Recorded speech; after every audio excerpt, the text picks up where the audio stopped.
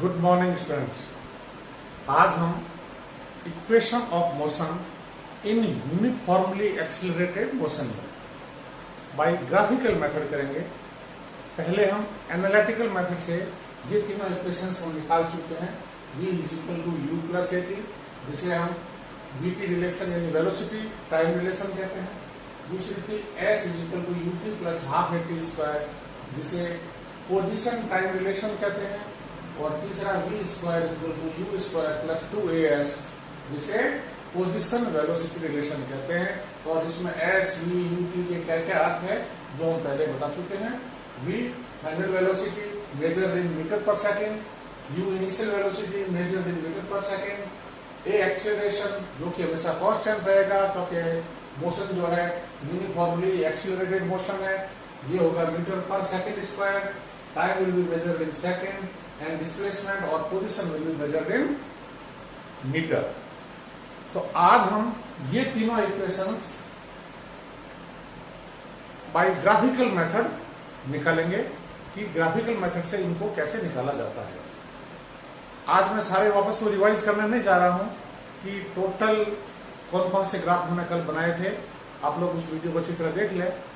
हम velocity time graph को लेते हैं कि यूनिफॉर्मली एक्सिलरेटेड मोशन में वेलोसिटी और टाइम ग्राफ कैसा होता है। याद करो बच्चों, यूनिफॉर्मली एक्सिलरेटेड मोशन के अंदर इक्वल टाइम इंटरवल के अंदर इक्वल चेंज इन वेलोसिटी होता है। इक्वल टाइम इंटरवल में इक्वल चेंज इन वेलोसिटी होता है, इसलिए एक्सीलरेशन जो होता है change in velocity divided by change in time, वो हमेशा कांस्टेंट आता है यूनिफॉर्मली एक्सिलरेटेड मोशन के अंदर। तो ग्राफ आपका जो आता है वो शुरुआत आप चाहे ओरिजिन से करते हैं कि ग्राफ की इस तरीके से सीधी रेखा खींचते हैं आप, एक straight line starting from origin. इसका मतलब होगा कि जब t बराबर 0 है तो वेलोसिटी भी 0 है, यानी इनिशियल वेलोसिटी 0 है। क्योंकि हम एक्सप्रेशन के अंदर इनिशियल वेलोसिटी को भी काम में ले रहे हैं, तो इस ग्राफ में हम जब t बराबर 0 है तो कुछ इनिशियल वेलोसिटी लेके काम कर रहे हैं। तो मान लीजिए ये है इनिशियल वेलोसिटी, ये u इनिशियल वेलोसिटी लेते हुए हम ग्राफ खींचते हैं। वेलोसिटी टाइम का बिल्कुल स्ट्रेट लाइन आती है। ये इधर वेलोसिटी और इधर ये टाइम। एक्स एक्सिस पे वेलोसिटी ये टाइम और वाई एक्सिस पे हम लेते हैं वेलोसिटी। बच्चों इसको देखो आप कि ये ग्राफ क्या शो करता है। ये ग्राफ ये शो करता है कि जब t बराबर 0 है तो ऑब्जेक्ट की इनिशियल वेलोसिटी u है, time will be measured in second और velocity will be measured in metre per second. और बाद में ऑब्जेक्ट जो मूव कर रहा है वो यूनिफॉर्मली एक्सिलरेटेड मोशन में मूव कर रहा है। तो एक आप पॉइंट u से एक हॉरिजॉन्टल लाइन खींचिए जो कि पैरेलल टू टाइम एक्सिस है। हम कोई पॉइंट लेते हैं ये कि ऑब्जेक्ट रवाना हुआ t बराबर 0 से, और ऑब्जेक्ट जो है t समय बाद में, कितने समय बाद में, t समय बाद में, जब ऑब्जेक्ट t बराबर 0 पर था तो उसकी इनिशियल वेलोसिटी थी u मीटर पर सेकेंड, परंतु आफ्टर टाइम t ऑब्जेक्ट जो है उसकी वेलोसिटी कितनी हो जाती है। मान लो ऑब्जेक्ट पॉइंट ए पे पहुंचता है तो इसकी वेलोसिटी हो जाती है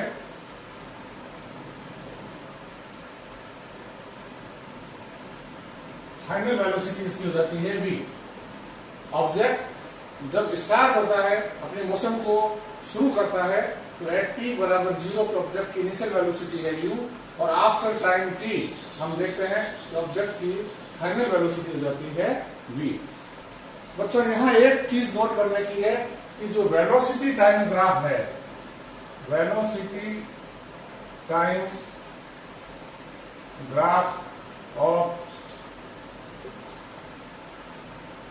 यूनिफॉर्मली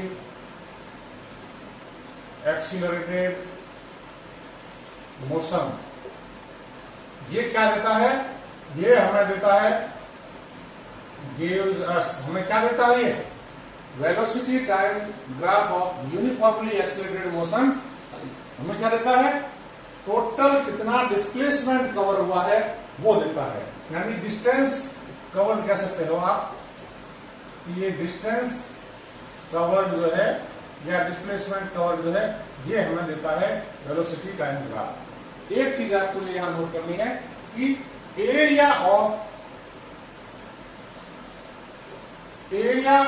अंडर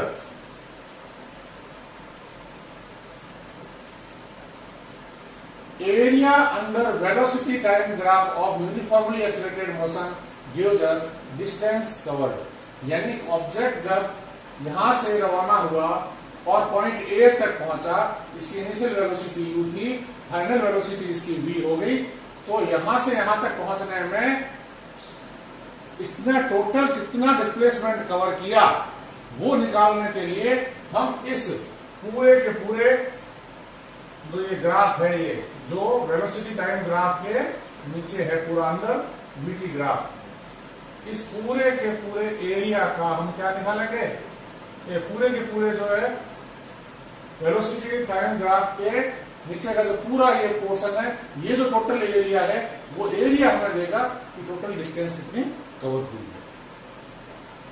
समझ रहे मेरी बात? Area under we T graph gives us distance या डिस्प्लेसमेंट कवर्ड। ये एरिया कितना हुआ,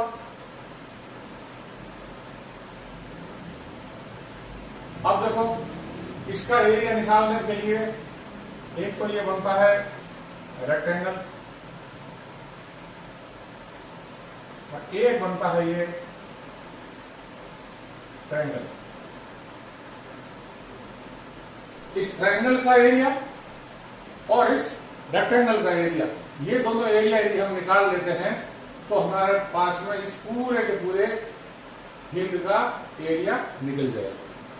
अब देखो बच्चों ये दूरी कितनी है, ये जो है मेजरमेंट हम लेते हैं तो ये है u, 0 से लेकर के u तक है, तो टोटल ये जो है ये है u, ठीक है। जब ये u है तो ये भी कितना हुआ u, क्यों कि रेक्टेंगल की दोनों साइड्स क्या होती है, आमने सामने की बराबर होती है, ये और ये बराबर है, ये और ये बराबर है। बच्चों ये देखिए ये कितनी है, ये है टोटल t, यहां से यहां तक टोटल कितनी है t, और जितनी ये है उतनी की उतनी ये है।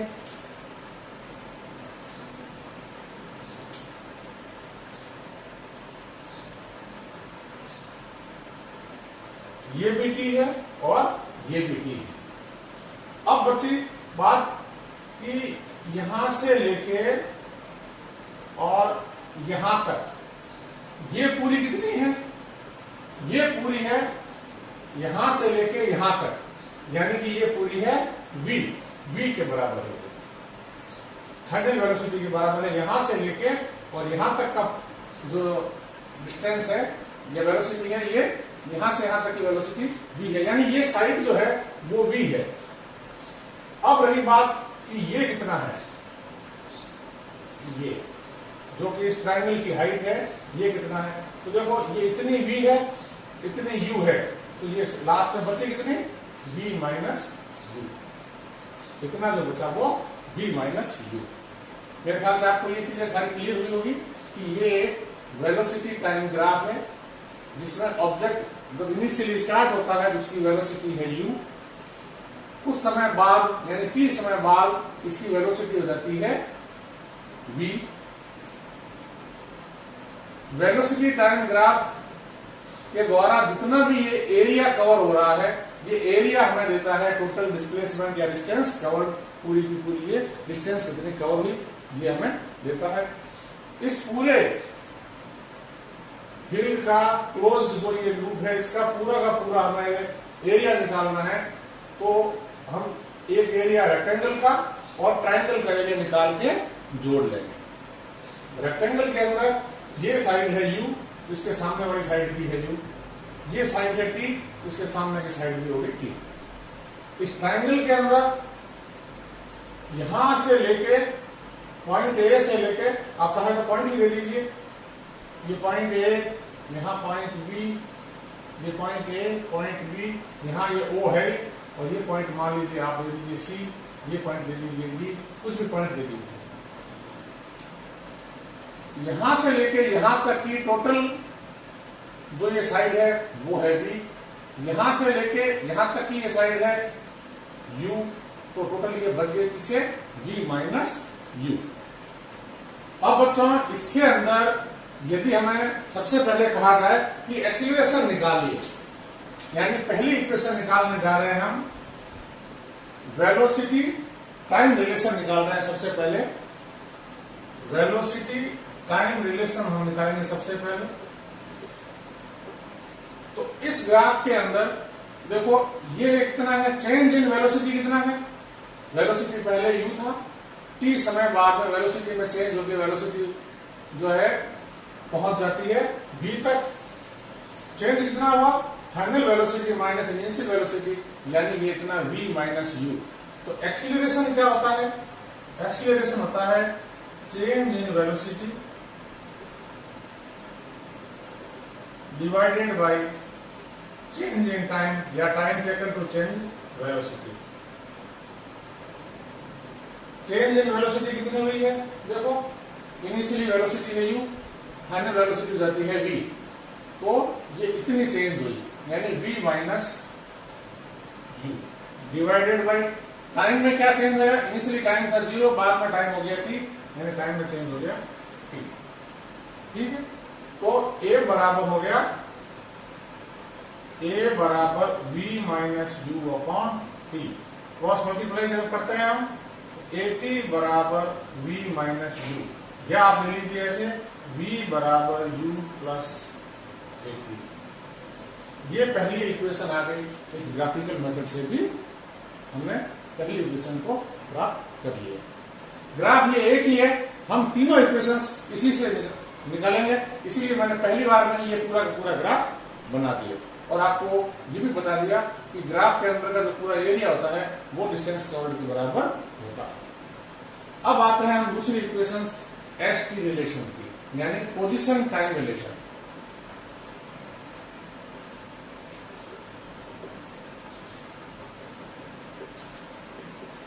पोजीशन टाइम रिलेशन निकालने के लिए हमें क्या है कि area under VT time graph of uniformly, VT graph कह दीजिए, टाइम तो यहाँ तो जरूरी नहीं है ये, क्योंकि टाइम का खुद टी का मतलब टाइम ही है, velocity time graph of uniformly accelerated motion gives distance या डिस्प्लेसमेंट रिकॉर्ड। तो डिस्प्लेसमेंट इज इक्वल टू इसके बराबर एरिया ऑफ, एक यहाँ पे आप एक पॉइंट और लगा लीजिए, ये यहाँ पे ई पॉइंट लगा लीजिए, एरिया ऑफ किसका, ये O, ये B, फिर ये A, फिर ये B, ये जो ट्रेपेजियम है ODAB, इस ट्रेपेजियम का एरिया निकालना है। कैसे निकालोगे, सबसे पहले रेक्टेंगल का एरिया निकाल लीजिए। रेक्टेंगल का एरिया, एरिया ऑफ रेक्टेंगल क्या है, ODEB plus area of triangle. Triangle कौन सा है, DAE। अब रेक्टेंगल का एरिया क्या होता है, रेक्टेंगल का एरिया होता है लेंथ इनटू ब्रेड्थ या विड्थ। इसकी लेंथ कितनी है, t है, और विड्थ कितने हैं, विड्थ है इसकी u, तो t इंटू u प्लस एक side multiplied by second side, plus area of triangle होता है half base into height, half base into height. तो हाफ क्योंकि हमने बेस, इसका बेस कितना है, बेस है t इंटू हाइट, हाइट कितनी है, v minus you.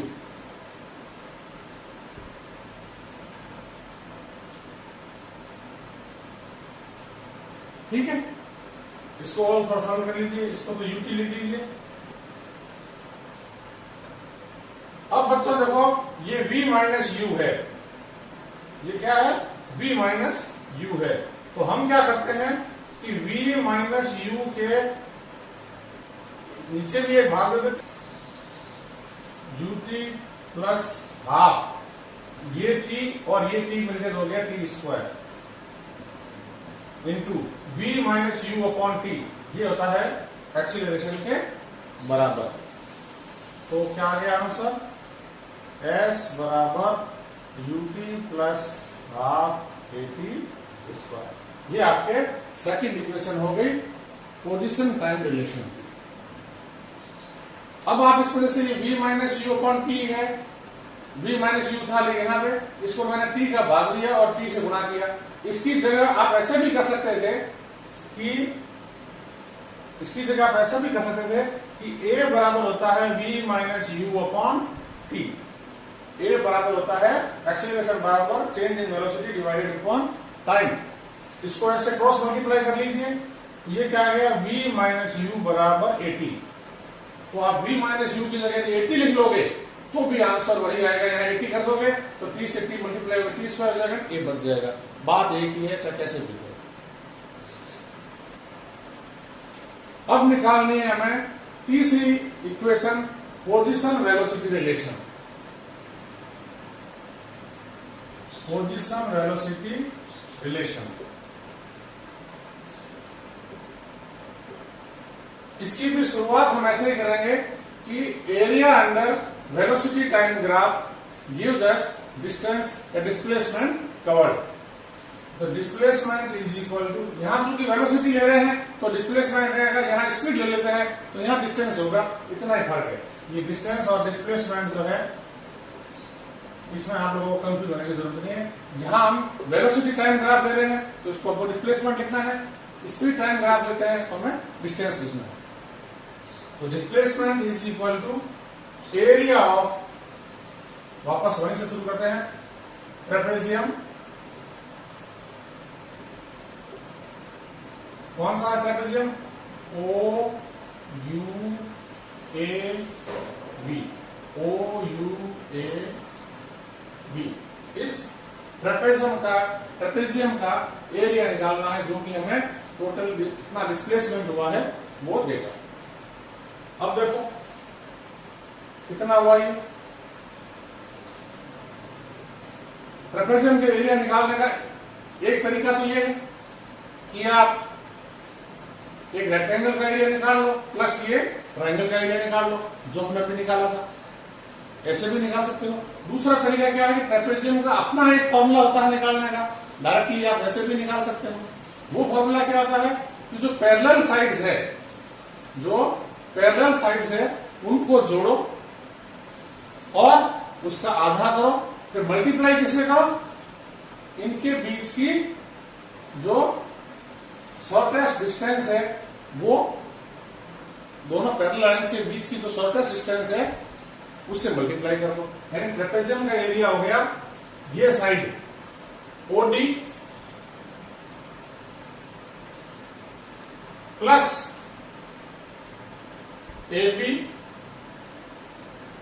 Divided by 2 multiplied by DE, उनके बीच की जो ये डिस्टेंस है दोनों पैरेलल साइड के बीच की। इसको सरल करो आप, OD है U प्लस AB है आपके V के बराबर डिवाइडेड बाई 2 इंटू DE है यहां से लेके यहां तक, जो कि है T के बराबर। ठीक है, U प्लस V बट्टा 2 गुणा T। अब T का मान आप जो पहली इक्वेशन हमने निकाली थी इससे निकाल लो, V बराबर U प्लस 80। तो इससे देखते हैं हम, V is equal to U plus 80 तो v माइनस यू बराबर ए टी, तो t is equal to v minus you divided by A. ये t का मान आप यहां रख दीजिए, तो ये किसके बराबर हो गया, ये u plus v divided by 2 multiplied by v minus you divided by a।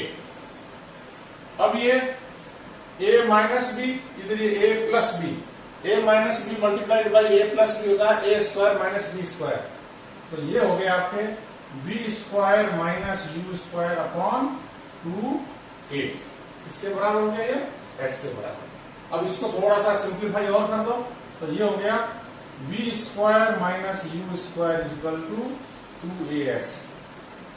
ये इक्वेशन यही है, या इसको u स्क्वायर उधर भेज दो तो b square equal to u square plus 2as। इस तरीके से बाय ग्राफिकल मेथड हम ये तीनों रिलेशंस निकाल सकते हैं। अब हमारे सामने कुछ प्रश्न जो ग्राफ के छूट गए थे एनसीईआरटी की किताब के, वो ग्राफ के जो संबंधित सवाल थे हम उनको कर लेते हैं और उसके साथ ही ये टॉपिक हमारा पूरा हो जाएगा। हाँ, तो एनसीईआरटी की किताब के कुछ क्वेश्चंस हम कर लेते हैं। देखो आप पेज नंबर 107, पेज नंबर 107, इसके अंदर ये क्वेश्चंस है। पहला है what is the nature of distance time graph for uniform and non uniform motion of an object. यदि कोई ऑब्जेक्ट यूनिफॉर्म मोशन में है तो उसका डिस्टेंस टाइम ग्राफ की नेचर क्या होगी, डिस्टेंस टाइम ग्राफ की नेचर क्या होगी। याद करो, कल ही बताया है कि यदि डिस्टेंस टाइम ग्राफ हम खींचते हैं किसी मोशन का तो वो एक स्ट्रेट लाइन में आता है। और वो दूसरा सवाल कह रहा है इसमें कि नॉन यूनिफॉर्म मोशन हो तो क्या होगा, तो वो एक कर्व्ड ग्राफ आएगा, स्ट्रेट लाइन नहीं आएगा। Question number 2, what can you say about the motion of an object whose distance time graph is a straight line parallel to time axis. शुरुआत में हमने बताया था कि यदि किसी डिस्टेंस टाइम ग्राफ के अंदर या डिस्टेंस टाइम ग्राफ जो है स्ट्रेट लाइन में आता है और टाइम एक्सिस के पैरेलल आता है, इसका मतलब हो गया टाइम तो चेंज हो रहा है परंतु डिस्टेंस जो है चेंज नहीं हो रही है। यानी पहला ग्राफ जो रेस्ट का बताया था कि इसका मतलब ऑब्जेक्ट रेस्ट में है, ऑब्जेक्ट स्टेशनरी है। Question 3, what can you say about the motion of an object if its speed and time graph is a straight line parallel to time axis. इसमें स्पीड टाइम ग्राफ यदि time axis के parallel हो जाता है, इसका क्या मतलब हो गया कि टाइम तो धीरे धीरे बढ़ रहा है परंतु स्पीड नहीं बढ़ रही है, स्पीड इसकी कांस्टेंट है। स्पीड टाइम ग्राफ की बात कर रहे हैं तो स्पीड इसकी कांस्टेंट है। What is the quantity which is measured by area occupied below the velocity time graph. Velocity time graph के नीचे का जो पूरा का पूरा ये एरिया कवर होता है, इसे क्या कहते हैं, इसे वेलोसिटी टाइम ग्राफ के अंदर डिस्प्लेसमेंट कवर्ड कहते हैं। स्पीड टाइम ग्राफ होता है तो वो डिस्टेंस कवर्ड हो जाता है। उसके बाद में आपके क्वेश्चंस आते हैं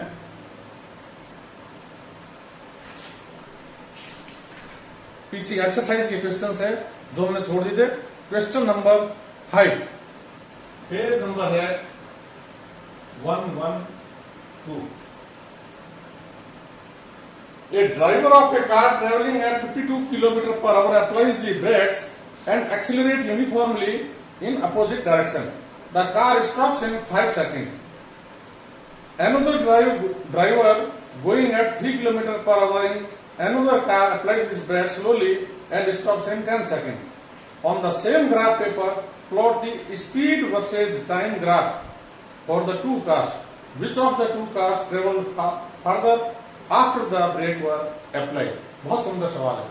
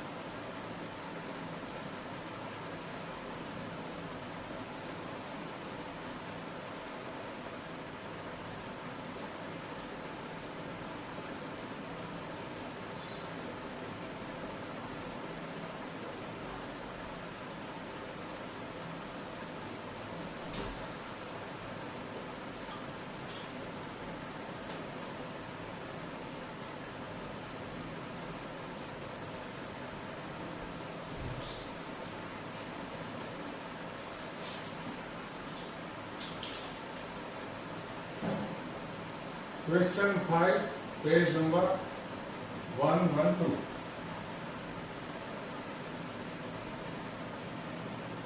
A driver of a car traveling at 52 km per hour applies the brakes and accelerate uniformly in the opposite direction. The car stops in 5 seconds.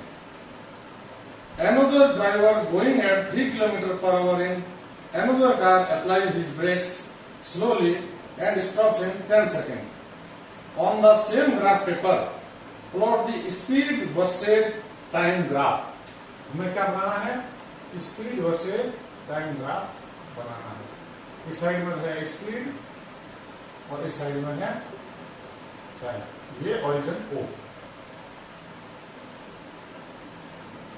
Which of the two cars travel farther after the brakes were applied? Distance cover मतलब कौन सी car ज्यादा आगे जाएगी, किसने ज्यादा distance cover की है।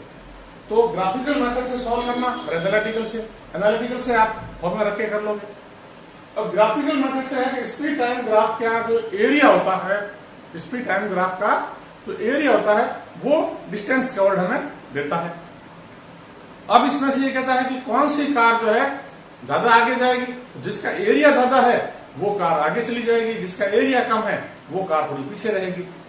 तो एरिया कवर निकालने के लिए इसके लिए आपको पहले बनाना पड़ेगा ग्राफ में भी ये देखो कि ब्रेक लगा के और डिसरिलेशन रिटार्डेशन का ग्राफ बनेगा। वो कैसे बनेगा? याद करो कि यदि ये स्पीड है और ये टाइम ग्राफ है, यदि यूनिफॉर्मली एक्सीलरेटेड मोशन होता था तो ग्राफ बनता था यूं, और यदि ये स्पीड टाइम ग्राफ में रिटार्डेशन का या डिसलेरेशन का ग्राफ है तो ग्राफ बनेगा यूं। ये मैंने आपको पहले बताया था। इसका मतलब ग्राफ बनेगा इस तरीके से, क्योंकि इसके अंदर ये ब्रेक लगा के और इस गाड़ी को रोका जाता है। अब इसके अंदर आप मान लो पहला क्या करा है कि 52 किलोमीटर से रवाना 52 किलोमीटर पर आवर की इसकी स्पीड है और ब्रेक लगाने के बाद यह 5 सेकंड में रुकती है। और जैसे ये 52 किलोमीटर पर आवर, इसको आप मीटर पर सेकंड में कन्वर्ट करते हो तो हो जाता है 52 मल्टीप्लाइड बाई 1000 डिवाइडेड बाई 3066। इसको आप सरल कर लीजिए, कितना मीटर पर सेकंड आएगा। दूसरी है कार की speed 3 kilometre per hour. 3 kilometre per hour ये हो गया 3 मल्टीप्लाइड बाई 1000 डिवाइडेड बाई 3600। ये आप निकाल लेना इतने मीटर पर सेकंड ये आ गया। ये आपको सरल करने की जरूरत पड़ती है, आप इसको सरल करो। अब देखो कि 52 किलोमीटर मान लीजिए ये आपके है 52 किलोमीटर पर आवर, ठीक है,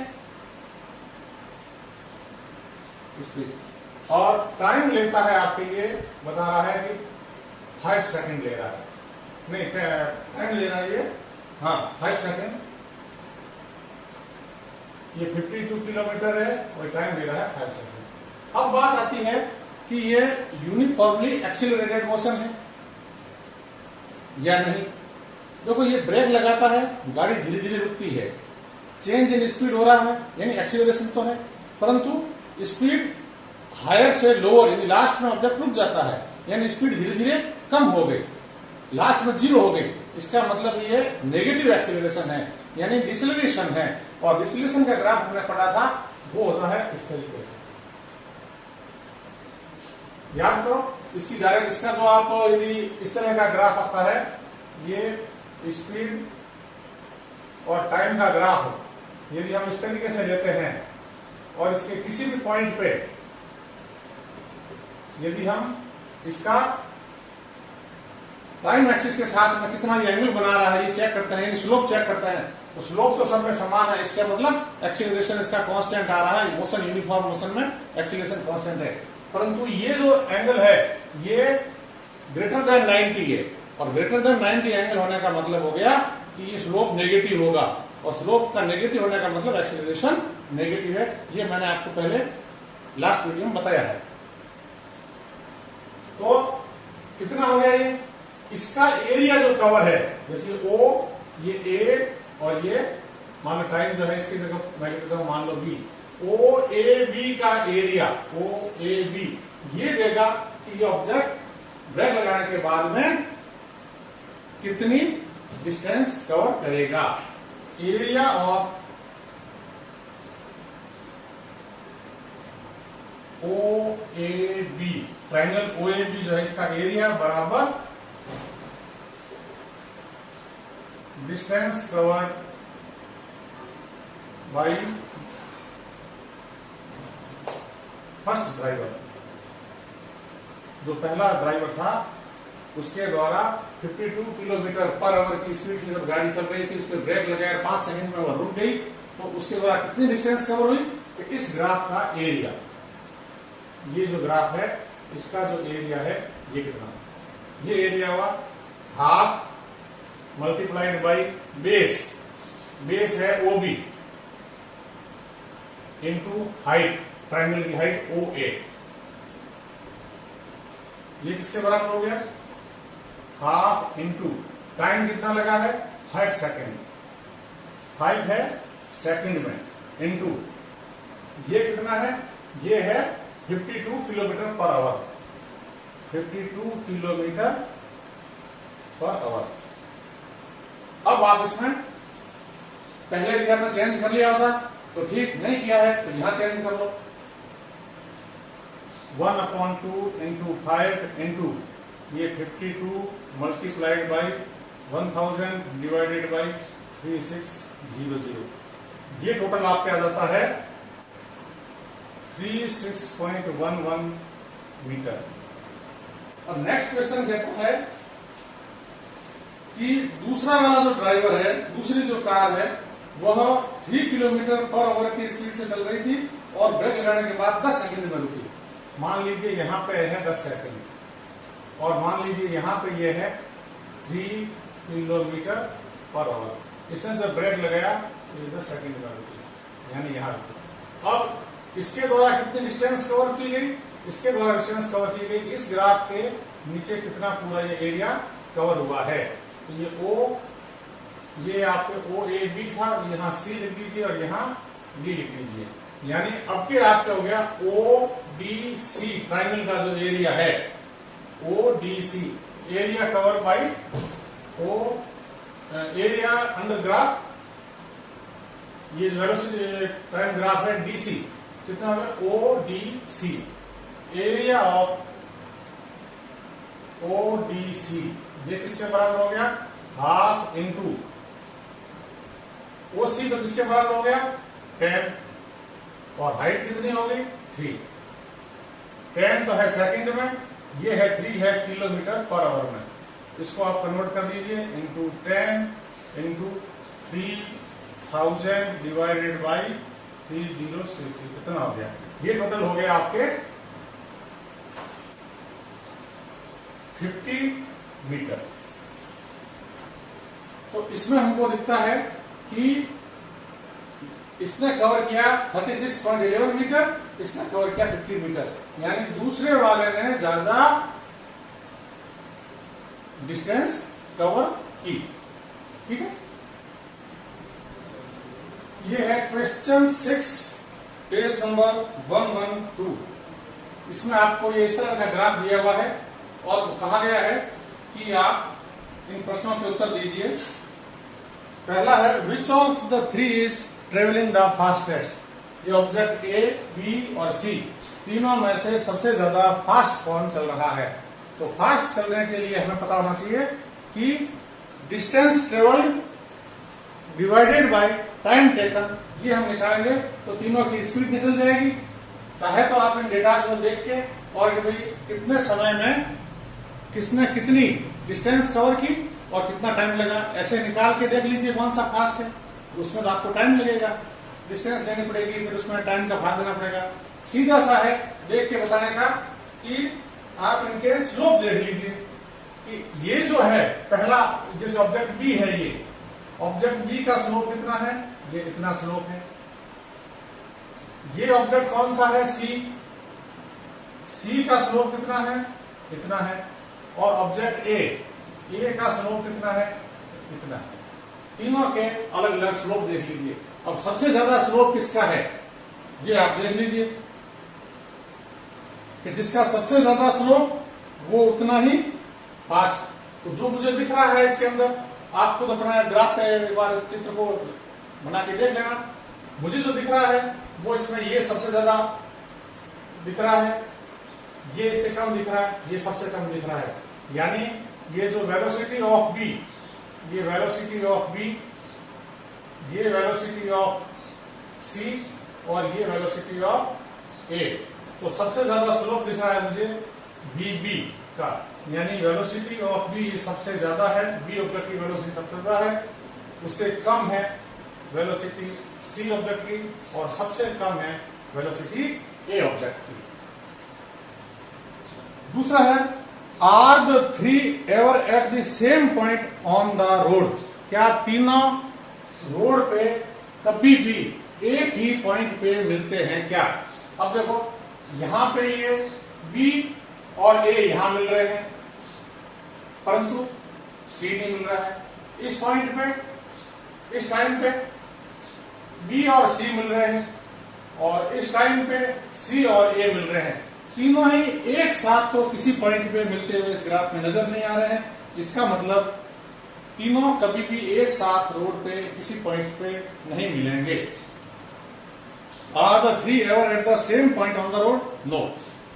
how far has C travelled when B passes A, जब बी जो है ए को पास करता है, ये है ए, और ये बी जो है इसको पास करता है, यानी ये टाइम। अब यहां पे ये बताना है कि सी कितना चल चुका है। इससे आप ये देखो कि ये जो बी पॉइंट जो है, अब सी जो है कितना चल चुका है, तो इस पॉइंट पे सी के द्वारा कितनी डिस्टेंस कवर हुई है वो आप इस साइड में इसको मिलाइए।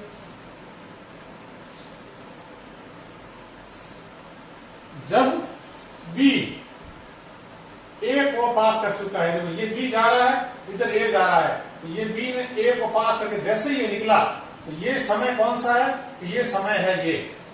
इस समय सी कितना चल चुका है, तो देखो सी चल चुका है इतना। अब सी रवाना कहां से हुआ था, सी रवाना हुआ है यहां से, तो टोटल चला कितना है, इतना चला है। ये आप ग्राफ के अंदर बढ़िया सी जो है लाइनें मिला के और ढंग से देख लीजिए कितने किलोमीटर मीटर आते हैं। ये इतना सी चला है, ये क्योंकि सी इनिशियली इस पोजीशन पे तो था ही, चल के सी यहां तक आया है, किस टाइम पे, इस टाइम पे। उसके बाद में है, how far has B travelled by the time it passes C, जब बी सी को पास करता है तब वह कितना चल चुका है। तो देखो ये है बी और ये है सी, तो बी सी को यहां पास कर लेता है, इस पॉइंट पे जो है बी सी को पास करता है। यहां टाइम कितना है, ये टाइम आप निकाल लीजिए कितना टाइम है, और बी चला कितना है। अब बी रवाना कहां से हुआ था, बी रवाना हुआ है 0 से, तो ये जो डिस्टेंस है ये कवर हुई है कब, कि जब बी जो है सी को पास करता है, बी सी को पास करता है, तो ये इतनी डिस्टेंस कवर कर लेता है। ये आप ग्राफ पेपर पे जब बैठ के मिलाओगे कि यहाँ 4 है या 6 आ रहा है, 7 आ रहा है, वो ज्यादा सही रहेगा। यहाँ ये मेरा अप टू स्केल थोड़ा सही नहीं बना हुआ है। क्वेश्चन 8 में ये ग्राफ दिया हुआ है और हमसे कुछ प्रश्न पूछे गए हैं। पहला है, find how far does the car travel in first 4 second. First 4 second यानी ये यहां से लेके और यहां तक का जो टाइम है, इसमें कार ने कितना डिस्टेंस ट्रेवल किया। तो डिस्टेंस ट्रेवल होता है उसका जो वेलोसिटी टाइम ग्राफ का जो एरिया कवर्ड होता है वो डिस्टेंस कवर होता है। अब यहां से देखो ये एकदम सीधी लाइन है, यहां तक है 4 तक के लिए ये एकदम सीधी लाइन है, ठीक है ना। ये यहां तक का जो इलाका है ये इतना एरिया जो है ये जो एरिया कवर हुआ है जहां ये तो यहां है 4 और यहां पे ये है 6। ये शेडेड पोर्शन जो है ये इतनी डिस्टेंस कवर हुई है कितने समय में? शुरू के 4 सेकंड में। How far does the car travel in first 4 second? तो कार 4 सेकंड में जो डिस्टेंस ट्रेवल की वो कितनी कवर की है? यहाँ ये स्पीड है यहाँ पे 6, तो distance cover is equal to area under speed time graph, यानी वेलोसिटी टाइम ग्राफ। ये कितना होगा? ये ट्राइंगल है, ट्राइंगल का एरिया होता है half into base into height. Base है 4 इंटू हाइट है 6, 12 मीटर। तो फर्स्ट 4 सेकंड में वह डिस्टेंस कवर करती है 12 metre. Set the area on the graph that represent the distance travelled by the car during this period. ये हमने area set कर दिया है। इतना एरिया चाहिए, ये इतना एरिया, थोड़ा चित्र सही मान लेना आपको। इतना एरिया ट्राइंगल लिया है मैंने, थोड़ा सा चित्र सही कर लेना आप। Which a part of the graph represent uniform motion of the car? Car की यूनिफॉर्म मोशन। यूनिफॉर्म मोशन का मतलब होता है स्पीड या वेलोसिटी का कांस्टेंट हो जाना, उसमें चेंज नहीं होना। तो देखो यहां से यहां तक तो वेलोसिटी स्पीड में चेंज हो रहा है, परंतु यहां आने के बाद में ये स्पीड जो क्या हो जाती है? कांस्टेंट हो जाती है। तो जो ये पोर्शन है, यानी कि यहां से ये करीबन 6 से थोड़ा सा ज्यादा है, 7 मीटर पर सेकंड की जो स्पीड है वो हो जाती है कांस्टेंट। कितने समय में? ये 4 से थोड़ा सा ज्यादा, 4 ही मान लो आप, 4 के बाद ये 4 से थोड़ा सा ज्यादा, फिर ये कांस्टेंट हो जाती है। यानी ये जो पोर्शन है, ये पोर्शन ये शो करता है स्पीड टाइम ग्राफ का कि स्पीड कांस्टेंट है, मोशन यूनिफॉर्म मोशन है। अब यहां से यहां तक की जो मोशन है उसको तो आप लोगे यूनिफॉर्मली एक्सीलरेटेड मोशन, और यहां से यहां तक की जो मोशन लोगे वो लोगे यूनिफॉर्म मोशन। ठीक है, इसके साथ ही ये जो है पार्ट खत्म होता है। और इसके बारे में और यदि कोई आपको कोई प्रॉब्लम हो तो आप मुझसे पूछ सकते हैं। अब हम नेक्स्ट टॉपिक शुरू करेंगे, फोर्स। Thank you.